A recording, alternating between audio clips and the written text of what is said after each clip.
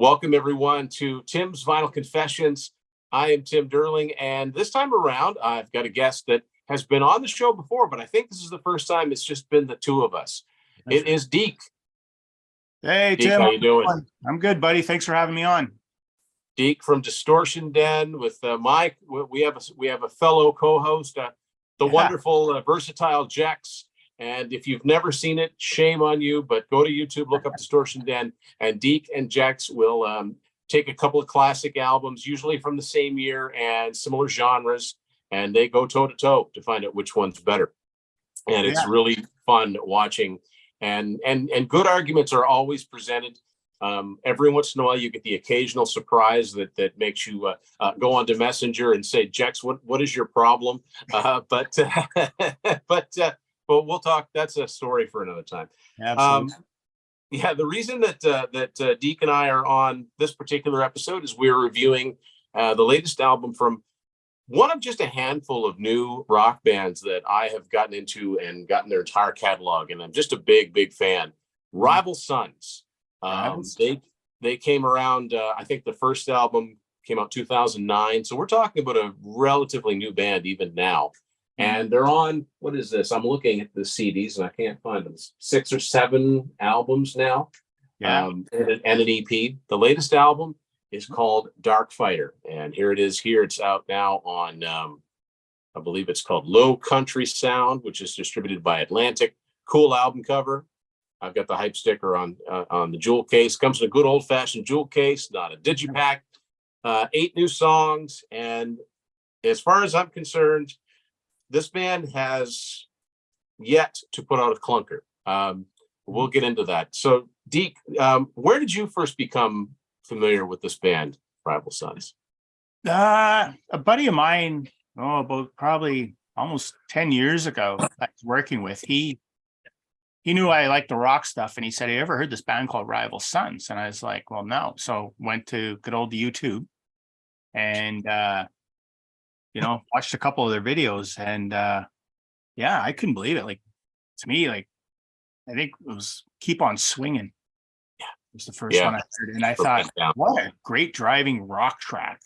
I mean, that has all the trimmings of what I like in a rock song.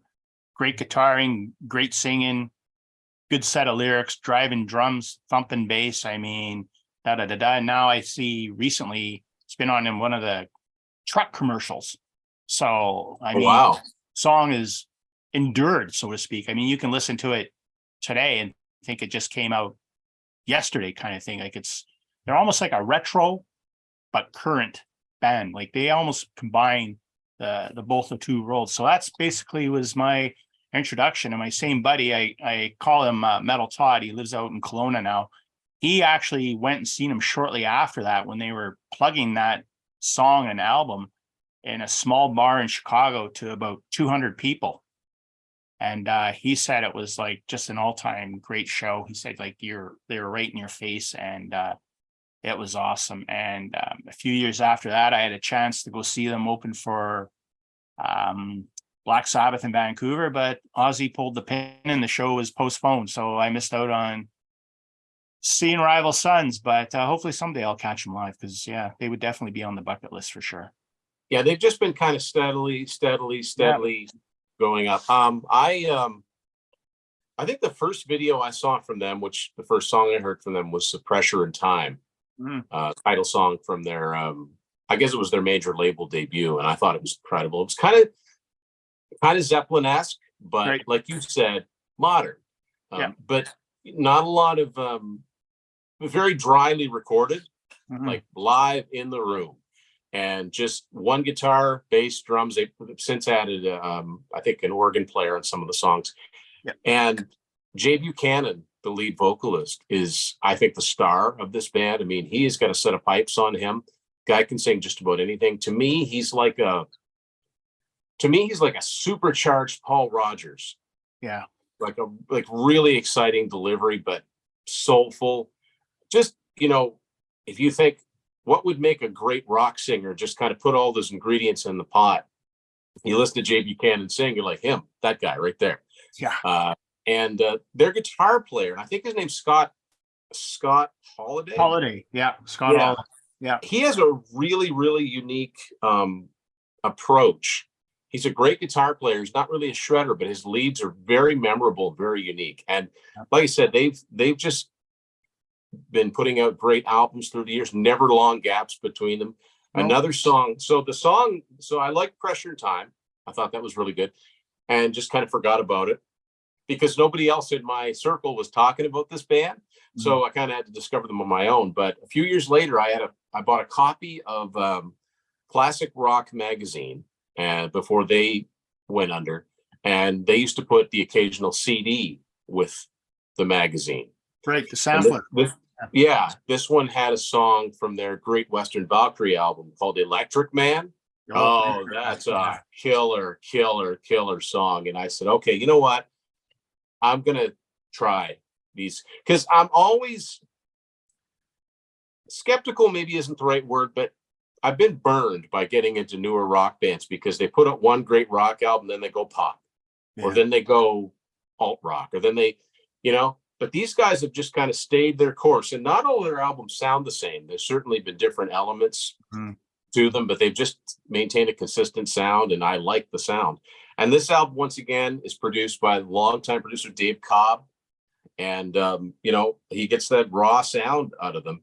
As a matter of fact, it was because of Rival Sons that Europe, their last few albums have been produced by Dave Cobb, and they're more raw sounding than you'd ever think. If people are not familiar with those latter day Europe albums, they're all really good. We're going to talk about Rival Sons and Darkfighter. So, I don't really know where to start, Deke, other than the fact that it's an 8-song album. One of the things I like about it is that it is an 8-song album. It's not particularly long. It's just, it goes down smooth. What are your thoughts on this one? My thoughts are, well, I agree with the time. I think clocks in at just around 39 minutes. So that's basically right there, the old school album format, right? Like keeping it under 40 minutes, 20 minutes per side, so to speak, right? Like, and like you said earlier, I like their sound because it is organic. It's almost like when I said they were a retro band / current, you could almost picture them as a retro band back in the, say, mid to late 70s, recording in Studio A, and over in Studio B would be Zeppelin, right? They have like that, I'm not comparing them to Zeppelin.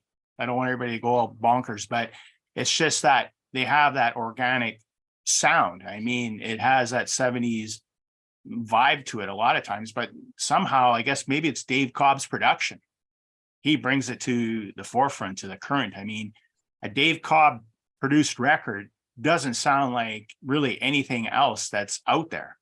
It's not overproduced. It's not underproduced. It's just got, like, listen to the drums on the Darkfighter album.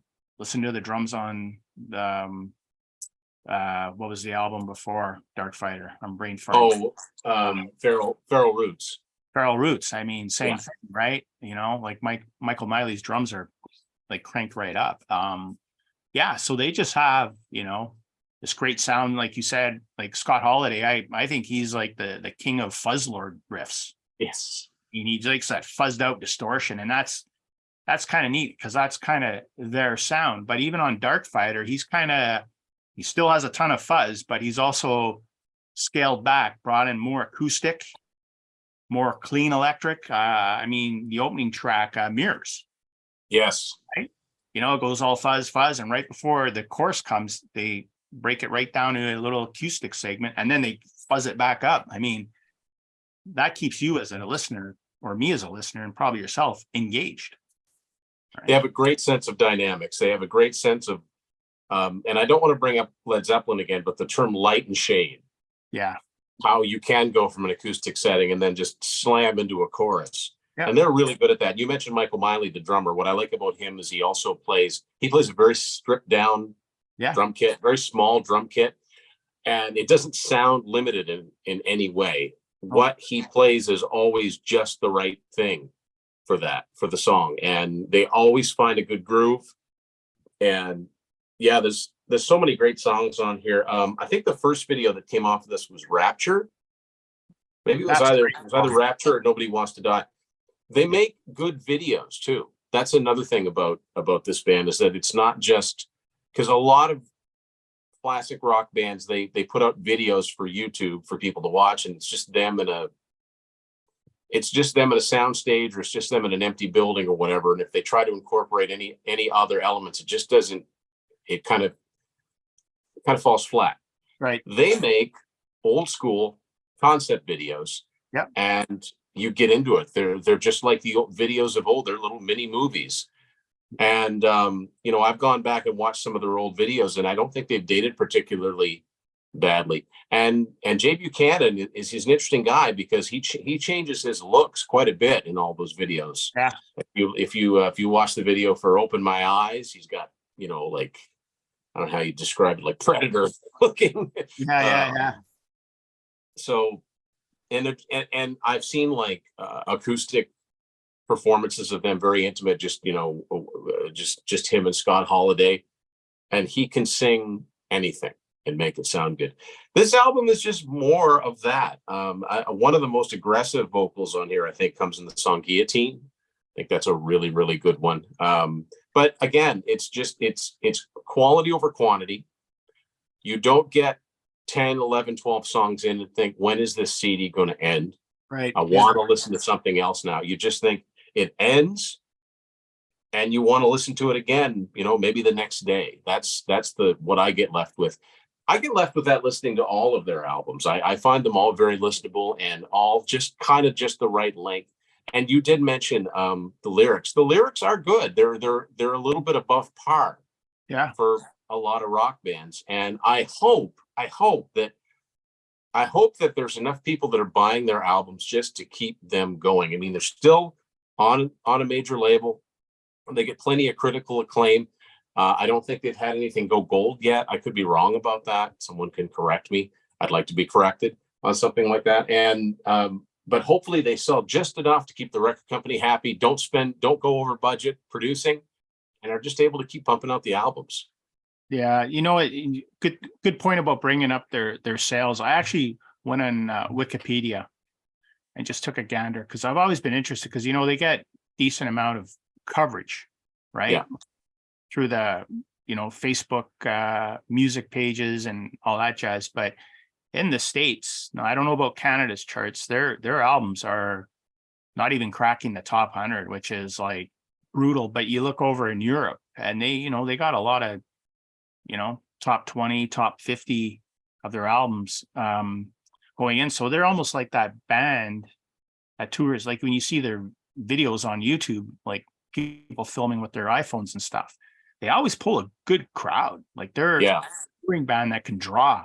But for some crazy reason, they have a hardcore following, but they just can't get it over the hump of selling records. Like it doesn't make sense to me. It's almost like the Tragically Hip sales story in the States, right? Never breaking through into the States. And you know what?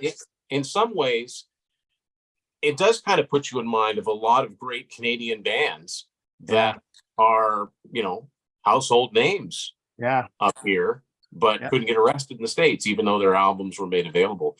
Or if we want to use an American example, like there's always been bands that do well worldwide. Y&T comes to mind. They always did well in Japan. Yeah. They always did well in the UK, and the press talked them up a lot, but they never cracked their home country. But like I said, hopefully they're able to maintain just enough momentum that they keep going and are able to make it go. But I would think that after this long, if it wasn't working out, if the bean counters weren't happy, they wouldn't be doing it anymore, or they'd be down to an independent label, and they're not.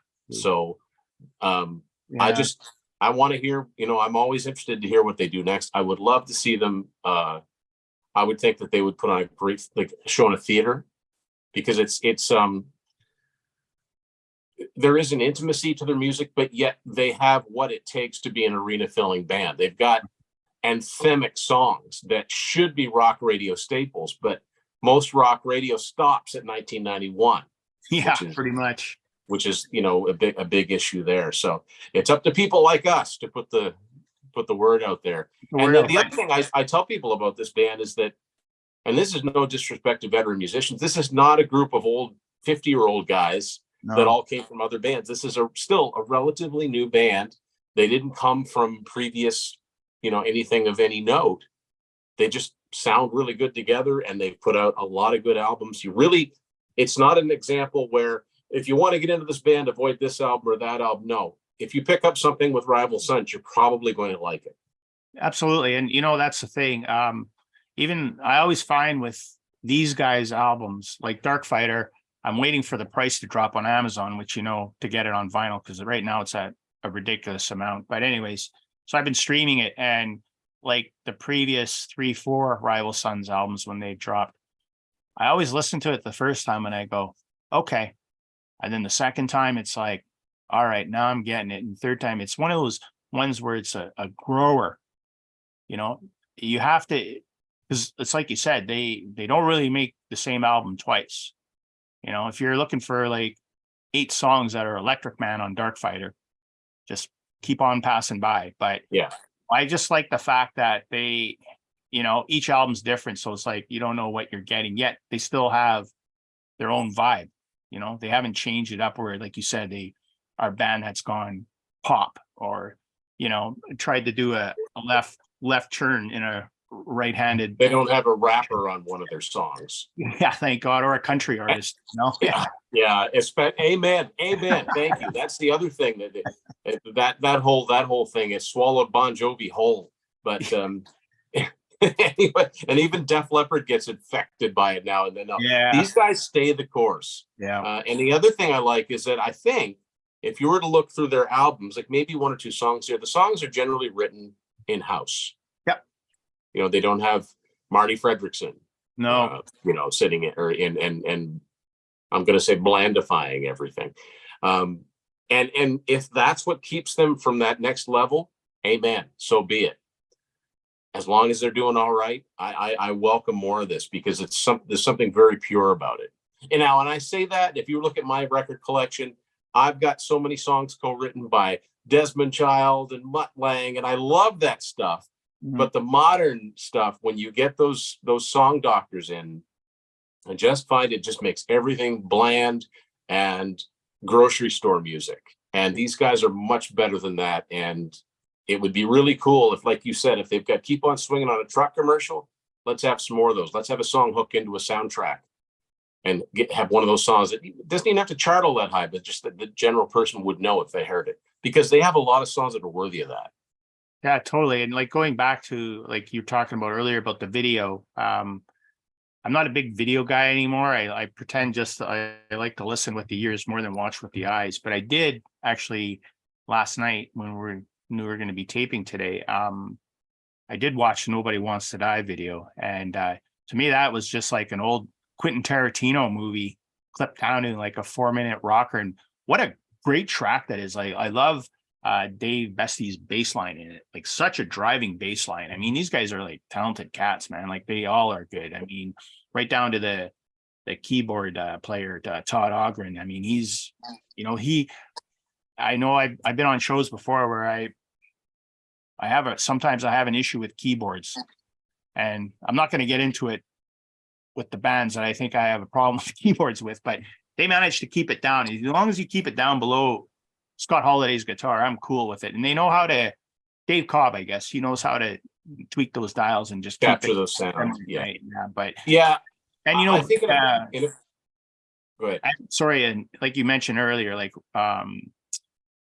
Jay Buchanan, I mean, his voice, it's like, to me, it's like he could take the Menu at the Keg, sing it, and make it sound cool.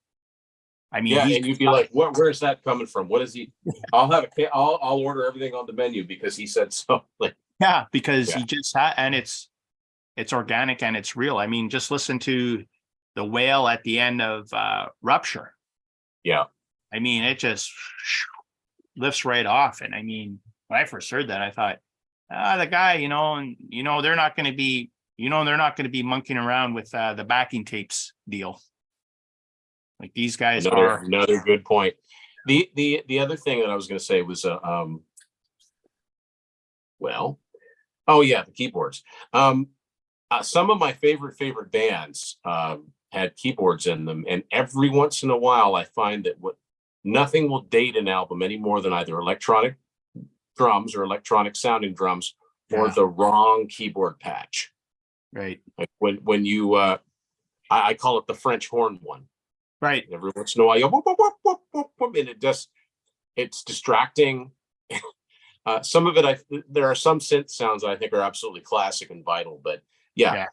In a modern band, you either want to do what, Jordan Rudess and Dream Theater does and make your keyboard sound like another guitar. Yeah. Or you want to keep it in the background and like kind of speak when you're spoken to type of thing. And I think Dave Cobb understands that implicitly. So, basically what we're saying, guys, is pick up a Rival. First of all, you can check out Rival Sons on YouTube. Their videos are entertaining, but hopefully as you're watching the visuals, you're getting the song in your head too, because they make good videos. I used to get really excited when a band I like put out a new video, and I'm like you the last few years, it's a means to an end, right? And half the time I don't even bother watching them. But once I start watching one of their videos and you see the drop down menu, there'll be more of them. And next thing you know, I've made my own Much Music Spotlight, watched a half an hour or so worth of Rival Sons videos, because they are like mini movies and they're really, really well done. That's cool. And one thing I like to add, Tim, is the sequencing of Darkfighters. Pretty interesting. I love it because the last three songs on it, Guillotine, Horse's Breath, and Dark Side, are actually the three longest songs on the album. So they kind of didn't, put a long song like track 4. They kind of just push the album forward and then kind of leave more of the jam out tunes towards the end. But when I say the longer tracks, I'm talking just over 5 minutes, under 6. Yeah. So they don't feel like they're like meandering. No, not at all. So, but yeah, it's like you said, I mean, people don't even have to watch the videos.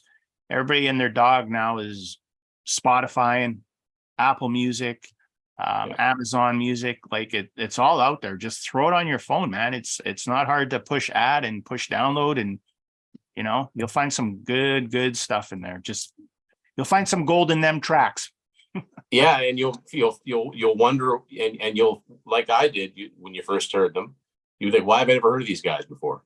Exactly. Or maybe I've heard the name, but it never clicked. Like they're worth a deep dive into for sure. So that's kind of our 2 cents on Darkfighter, the new Rival Sons, and the band in general. I was curious when you said they put those 2 or the 3 longest songs on the end. There's 8 songs on here. It makes me wonder. I don't know if this, is the vinyl 2 records or is it just 1? I wonder about that. But if this was an old school, vinyl like 70s and 80s, they probably put 5 songs on side 1 and the 3 long ones on side 2 is probably how they divvy that up. But hopefully the vinyl. Anybody remember the days when you go into the record store and vinyl and cassettes were about the same price, and it was CDs that cost quite a bit more? Yeah. Why is it that vinyl is so expensive now? Like, it doesn't make, and I've said this many times, they'll press an album onto 2 records that doesn't need to be on 2 records. They'll press a record on 4 records that can be on 2. As a matter of fact, some of the reissues, they were originally on 2. It's just so they could charge twice as much. And while we're at it, another thing that I don't like about that is, like, when they put out a multi-album set, they say it counts as 2 units, and I don't think they should be able to do that. And my argument there is that you can't buy them separately. No. So when they say, such and such, they put out a 2 CD Blu-ray set, certified platinum, I'm like, okay, it's gold. It's gold. Yeah. Because you can't buy them separately. No, they're not like Use Your Illusion 1, Use Your Illusion 2. Those were separate albums. The 2 Springsteen albums that he put up in 92, those are separate albums. You can't just say, I'll take this 1 disc here and buy it. Anyway, we got way off track, and that's what happens when you get into a good discussion. So anything else that you think we missed about this, Deke? No, I don't think so. I just think everybody should go out there and give Darkfighter a stream, a listen, a purchase, whatever it is, your vices, and work your way back. Work your way back. Go back into Hollow Bones and the great Western Valkyrie. I mean, all that stuff's out there. It's sitting there. I mean, it's great music. It's organic. It's live. And like Tim made a very valid point, and I'll end with it, is these guys aren't 40, 45-year-old dudes, 50, 55. They're not our age, man. They're young cats, man, still giving it a go. So throw down Forging out a career. Yeah. You got her, man. And I should also mention, and I was pleased to discover this earlier this year. So their first album, Before the Fire, was originally really hard to find because it was released independently, and that's 2009. They put an EP out in 2010. Those are now readily available on CD, Right. and I think vinyl too. So it's really easy to go back and finish up the collection. So there you go. So Deke, thanks for sitting in on this. I want to go listen to this again. The more we talk about it, and chances are I probably will. Check out Deke on Distortion, and Deke and Jex go toe to toe with classic albums and debate which one is the better one. Always lots of great stories. And Deke's more like my age than Jex, so we can tease him about he didn't remember when it came out because he wasn't there. So, but we have a lot of fun either way, and I think everybody that has Jex as a co-host is better for it. So. Salute. Salut, I should say it in French. So yes, Deke, thanks again. And everybody, go check out Rival Sons' latest album, Darkfighter. And thank you all for watching Tim's Final Confessions.